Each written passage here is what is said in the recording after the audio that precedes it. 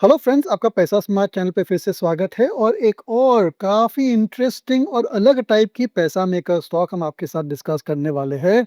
और ये जो कंपनी है, एक स्मॉल कैप कंपनी है, लेकिन इसका फ्यूचर बहुत ही बढ़िया है। फेमस बेंजामिन ग्राहम का ये कोट है कि there is only two things which are certain, death and taxes.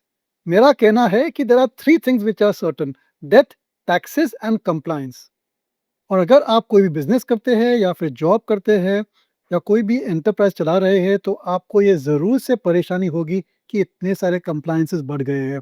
और ये जो कंप्लायंस का बढ़ना है, ये केवल इंडिया का फिनोमेना नहीं है, पूरे विश्व में we are seeing increase compliances coming इन।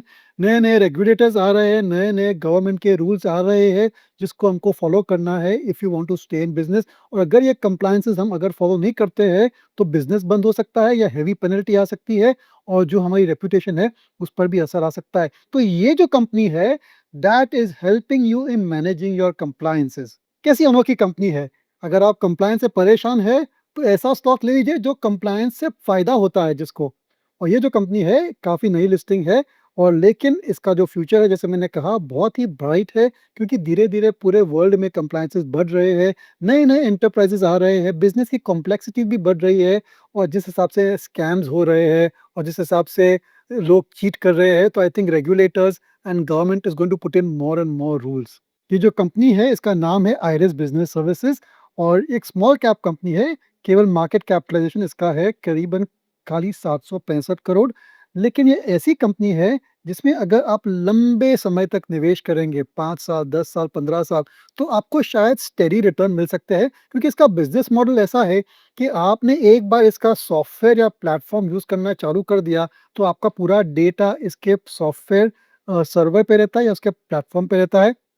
और धीरे-धीरे जैसे आपको रेगुलेटरी कंप्लायंसेस करनी है, you are dependent on this company to fulfil one of the most important business activity. जी हाँ, कंप्लायंस एक सभी कंपनियों के लिए एक सबसे बड़ा और मोस्ट इम्पोर्टेंट एक्टिविटी है।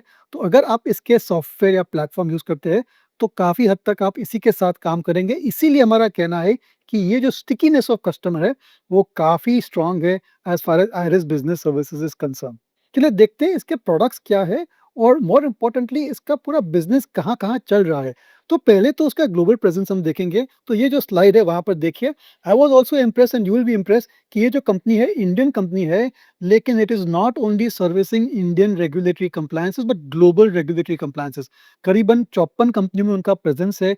30 से भी ज़्यादा रेगुलेटर्स, रेगुलेटर यानी कि आरबीआई हो या सेबी हो, अलग-अलग कंपनियों में अलग-अलग रेगुलेटर्स रहते हैं। एनवायरनमेंट के लिए कोई अलग रेगुलेटर रहता है, सेंट्रल बैंक, फिनटेक के लिए अलग-अलग रेगुलेटर रहते हैं। तो 30 से ज़्यादा रेगुलेटर के साथ ये कंपनी काम करती है। 6000 से भी ज़्यादा उनके कस्टमर्स रह चुके हैं और करीबन millions and millions of regulatory filings have been done on the software and the platform and the applications developed by Iris business. इसके प्रोडक्ट्स क्या है? ये देखिए उनके प्रोडक्ट्स है। थोड़े कॉम्प्लिकेटेड है, लेकिन मोटा-मोटा अपने को ये समझना ज़रूरी है कि ये जो कंपनी है, it is in the business of create, collect and consume. यानी कि एंटरप्राइज जो है, वो इंफॉर्मेशन क्रिएट करती है। Could be a GST bill, could be financial statements, could be anything which is requiring reporting, तो बिजनेसेस क्रिएट करती है। रेगुलेटर जो है वो कलेक्ट करता है। Regulator could be SEBI, RBI, GST authorities, income tax. तो ये जो इन्फॉर्मेशन आप बनाते हैं, रेगुलेटर उसको कलेक्ट करता है और फिर रेगुलेटर है उसको कंज्यूम कंज्यूम मतलब एनालिसिस करता है कि क्या आपने पूरे रेगुलेशंस फॉलो किए हैं। अगर कोई डाइवर्जेंस है, तो इमीडिएटली आपको नोटिस जाती है। तो ये तीसरा पहलू हो गया, व्हिच इज़ कंज़्यूम। तो ये तीनों 3 जो फेजेज़ रहते हैं कंप्लायंस में, तीनों 3 फेजेज़ में इस कंपनी के प्रोडक्ट है। जैसे कि जो सुपर टेक है, there is a product which is there for the regulators. और साउथ अफ्रीका की जो सेंट्रल बैंक है, ये इनके सबसे बड़े क्लाइंट है। करीबन 30% revenue comes from this particular product. फिर रेगुलेटरी टेक है, which is generating of various documents, reporting platform वगैरह-वगैरह है। फिर टैक्स टेक है, जैसे आप जानते हैं जीएसटी पूरा जो है पेपरलेस होते हो रहा है इंडिया में। और जीएसटी का बिल भी है, वो भी जीएसटी की पोर्टल से निकलता है, पूरा रिपोर्टिंग ऑटोमेटेड हो जाता है। तो ये उनका प्रोडक्ट है tax tech, that takes care of the entire GST life cycle. और फिर डेटा टेक है, जहाँ से एमएसएमईज और SMEs can manage their data which they have to give to their banks and their lenders. तो कई सारे प्रोडक्ट्स है इस कंपनी में। आप थोड़ा डिटेल में जाएँगे, उनके वेबसाइट पे और उनके प्रेज़ेंटेशन देखेंगे, इन्वेस्ट रिलीज़ तो आप काफ़ी इम्प्रेस होंगे कि it is not a single product company, nor is it a single country company, not is a single customer company. तो धीरे-धीरे over the years they have expanded into many segments of the compliance industry और regulatory industry. इसके client list भी बहुत ही बेहतरीन है, हम screen पे दिखाएँगे। It is the whose who of the global companies, Fortune 500 company उनके उनके कस्टमर्स हैं और इतने बढ़िया कस्टमर्स हैं कि आपको विश्वास हो जाएगा कि इनके प्रोडक्ट्स काफ़ी यूज़फुल है, अगर ये कस्टमर्स यूज़ कर रहे हैं। चलिए देखते हैं इस कंपनी के फाइनेंशियल, शेयर प्राइस, रिटर्न्स वगैरह क्या है। तो इस पे हमारे स्प्रेडशीट पर खास ध्यान रखिए। जैसे मैंने कहा, ये एक स्मॉल कैप कंपनी है, केवल 765 करोड़ की इसकी मार्केट कैपिटलाइज़ेशन है। करंट प्राइस इसका 372 है, ऊपर में इट वाज़ 577, नीचे में 225 था। Around the middle price is 372। Stock की पी मल्टीपल, जी हाँ, थोड़ी महँगी है एट 58.7 टाइम्स, लेकिन आप तो ये मानेंगे कि ये थोड़ा कॉन्सेप्ट स्टॉक है, वन ऑफ इट्स काइंड है। मेरी नज़र में ऐसा कोई भी ऐसा लिस्टेड स्टॉक नहीं है which is into regulatory management. इसी वजह से आई थिंक ये जो स्पेसिफिक नैरो इन्वेस्टमेंट थीम है व्हिच इज़ इंक्रीज़ कंप्लायंसेस, ये जो नैरो इन्वेस्टमेंट थीम अगर आप प्ले करना चाहते हैं, आप इस इन्वेस्टमेंट थीम में निवेश करना चाहते हैं, तो केवल यही एक कंपनी है। काफ़ी प्रमोटर्स जो है काफ़ी वेल नोन है और अच्छा कॉर्पोरेट गवर्नेंस स्टैंडर्ड्स भी है इस कंपनी का। इसलिए शायद मार्केट इसमें 58 टाइम्स का पी मल्टीपल दे रही है। लेकिन अगर आप लॉन्ग टर्म देखेंगे तो 3, 4, 5 साल में इसके रेवेन्यूज़ बहुत ही बढ़िया हो सकते हैं। इनफैक्ट मैनेजमेंट का टारगेट है and they have said it in the conference call कि they are targeting 25 to 28% type of top line growth for the next 2-3 years और सो। आरओसी, आरओई में कोई प्रॉब्लम नहीं है, 30% है, 22% है और ये जो कंपनी है इसकी ऑपरेटिंग प्रॉफिट मार्जिन्स भी ठीक है। खास हाइलाइट मैं करना चाहूँगा कंपनी की 3 साल की अर्निंग्स ग्रोथ पे EPS which is 130% and 5 year earnings growth has been 91.1%। चलिए देखते हैं कंपनी के क्वार्टरली प्रॉफिट्स क्या है। तो क्वार्टरली प्रॉफिट्स, ये जो मार्च क्वार्टर था थोड़ा नरम था।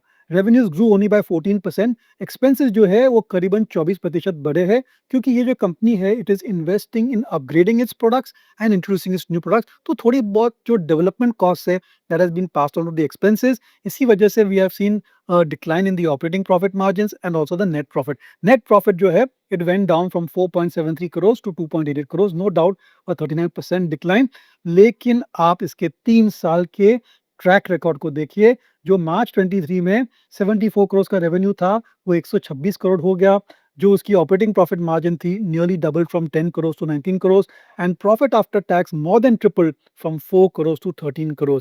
यानी कि आप देख सकते हैं कि पिछले 3 साल में काफ़ी अच्छा प्रदर्शन दिया है इस कंपनी में और आगे चलते भी मेरे ख्याल से काफ़ी अच्छे आंकड़े आएँगे और जब-जब क्वार्टरली रिज़ल्ट आएँगे तब ज़रूर से आप इस कंपनी की इन्वेस्टर रिलीज़ पढ़िए। अंत में रिस्क फैक्टर्स। देखिए, मैं कहना चाहूँगा कि जनरली ऐसी जो कंपनियाँ रहती है, उनके जो रेवेन्यूज़ है काफ़ी स्टेडी रहते हैं। लेकिन a lot of revenues also are dependent upon new licenses, new customers, new relationships.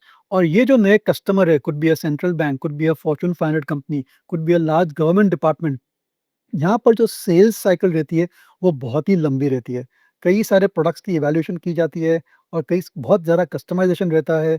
जो कस्टमर है, for him he has to get the regulatory system right. इसे थोड़ा समय जाता है, लेकिन एक बार इस कंपनी के प्रोडक्ट या प्लेटफ़ॉर्म पर कस्टमर आ जाता है, then I think he is there for a long, long period of time. इसलिए शायद आपको कुछ क्वार्टर ऐसे आएँगे, जहाँ पर थोड़ा डिसअपॉइंटमेंट आ सकता है। लेकिन फिर भी अगर आप लंबे घोड़े हो, लंबी रेस के घोड़े हो आप, अगर आप 3, 5, 10 साल तक आपको आपका विज़न है, आपका होराइज़न इन्वेस्ट करने के लिए, तो ऐसी छोटी-सी company can certainly create a lot of wealth for you. इसीलिए हमने इसको चूज़ किया है एज़ अ पैसा मेकर स्टॉक।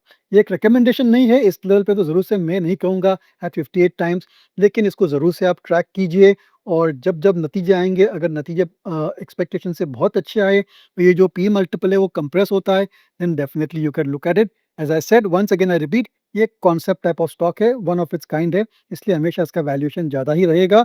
और अगर आप कंप्लायंस से परेशान हैं, लेकिन फिर भी ऐसा निवेश करना चाहते हैं जो आपके अच्छे रिटर्न दे सकते हैं, then certainly you could look at Iris business services. Thank you very much friends, और हमारे चैनल को इतना सपोर्ट करने के लिए बहुत-बहुत धन्यवाद। प्लीज़ आप सब्सक्राइब कीजिए, तो आपको ऐसे फिनोमिनल स्टॉक का डिस्कशन आपको अलर्ट मिल सकता है।